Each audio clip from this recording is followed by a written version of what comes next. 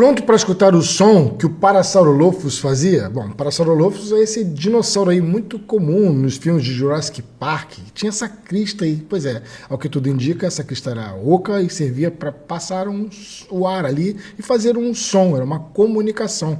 E os cientistas fizeram isso, tá? Eles injetaram ar ali, fizeram ressonância em 3D e um monte de outras coisas e obtiveram esse barulho aqui que possivelmente deveria ser assim que ele se comunicava. Tá preparado? Então se liga.